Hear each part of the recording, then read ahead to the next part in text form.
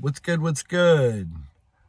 I reached out to a friend yesterday to check on her, and she responded saying she has to move again and she's just dealing with a lot of life stress. And I've known this friend for 7 or 8 years, and I love this friend dearly.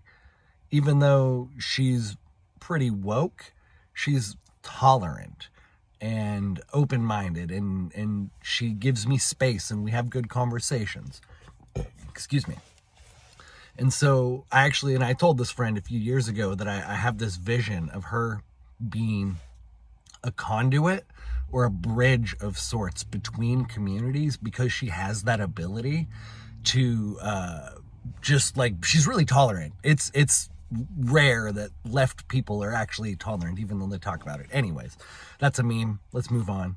And so I told her that she's got a purpose in life, and even though she's struggling and going through her own stuff, she told me that recently she sees it too.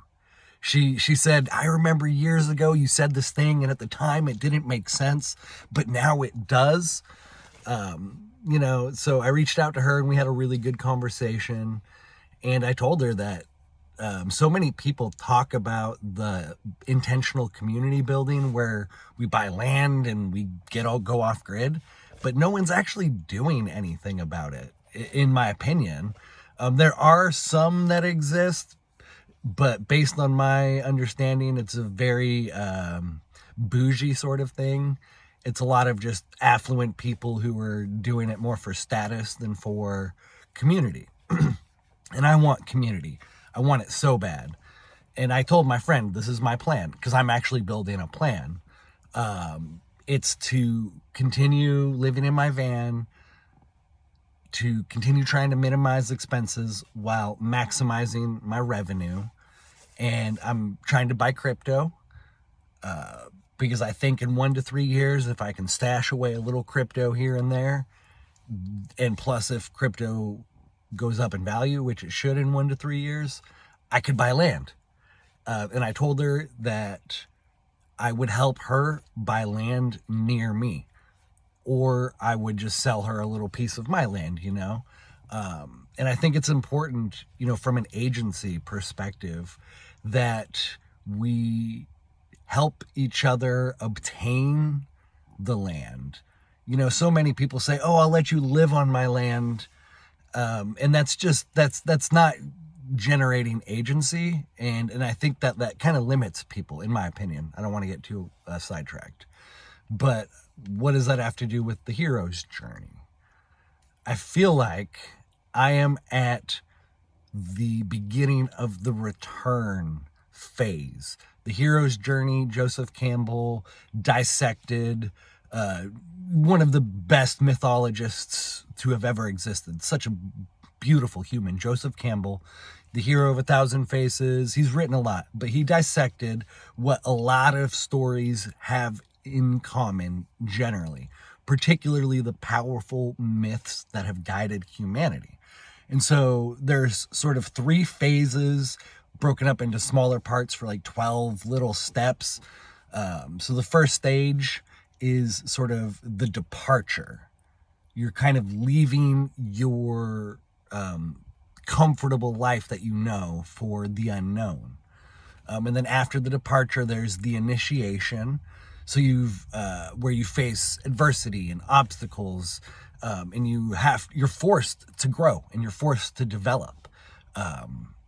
And then after that phase, there's the return phase, where you've got the tools and you've got the confidence to return back to normal life, only to repeat the cycle again. You're continuously cycling, but that's how you level up. And it's funny, one of the steps is resisting the call to action. It's like the second or third step. So you get a call to action. That's like the first step, I think, if I remember correctly.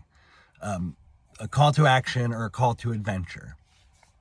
But then, because change is difficult, the next step is sort of the resistance to the call to adventure. And in analyzing my own life and my own journey, it's funny because I see it so clearly now, but 5 or 6 years ago, I did not see it. It's construction. It's construction. And I've had this revelation somewhat recently. 5 to 6 years ago, I started doing this labor stuff a little bit. It was just a little bit because I didn't know much, and it was just like a little bit of work to help a friend. It wasn't a real employment opportunity. And for years, I just didn't try to grow into it. I just accepted that I'm just doing this part-time, I'm just doing this temporary, I'm just a laborer, blah, blah, blah, blah, blah. I resisted the clear call to action. And it wasn't until this last year that I've been going through that I actually realized, oh shit, no, this is my future. This is my future. It's a lot of fun, and there will always be a need for building, for renovating. Comfort is nice. Houses are awesome. Hot showers are nice. One of the projects we're working on, it has heated floors. So we ran water tubes into the concrete, and it's awesome. I love heated floors. And so I've come to this realization that construction is part of my future. And so now I feel like I'm at the return to the normal phase where I get maybe some rewards. And I think the final step is returning with the elixir, or like the solution, or for me, it'd be my new vocation, my new path to a future. And so I'm not there yet. There's a few other steps. I'm trying to remember like what the 10th and 11th or 9th and 10th step is. But anyways, okay, moving on.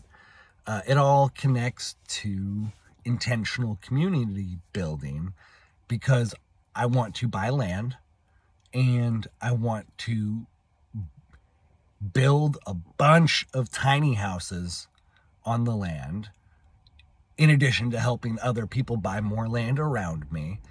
And I want to do a little healing. I'm not going to call it a retreat or a center. I don't know. But I just want to make space for alternative healing practitioners to coalesce and to offer a plethora of healing solutions to those in our community who are struggling. And then the tiny houses, that's for housing, because I think the homeless are the ones who are struggling the most in our community, right? But it's not limited to just the homeless. And actually also part of the plan is that all of the tiny houses aren't going to be built at one time. It's going to be when we take people in. Part of the healing journey is community, but it's also purpose. It's having things to do. And so I want to have a list of things that they can volunteer to go work on. At their discretion. The thing with the healing journey is you have to make space for people, and then you just can't rush them. They do need pushed occasionally. I do believe when working with people, the best philosophy is to know how to push, to know how to pull, and to know how to wait. And when you know how to do those things, you are better able to work with people. And so they'll have things to do when they want, when they're ready. And they also they'll know that they're building more opportunities to help other people. So they're becoming a part of the solution. Because I can tell you from experience that there is a tremendous amount of guilt when you feel like you are part of the problem, when you are a problem. I've been homeless. I'm trying not to get emotional right now, but it's actually hitting me really hard. The tremendous amount of guilt when you feel when you just know that pretty much people walk by you and don't care. When people have given up on you. It's tough. And so putting them in that opportunity to switch their perspective, I think will have a tremendous healing benefit. To go from feeling like part of the problem to contributing to the solution, that's my dream. And I see it now. The return begins Thank you very much for watching. Please like, comment, share, subscribe. Check the description for links to support me in my dream to build a healing center and intentional community. Much love.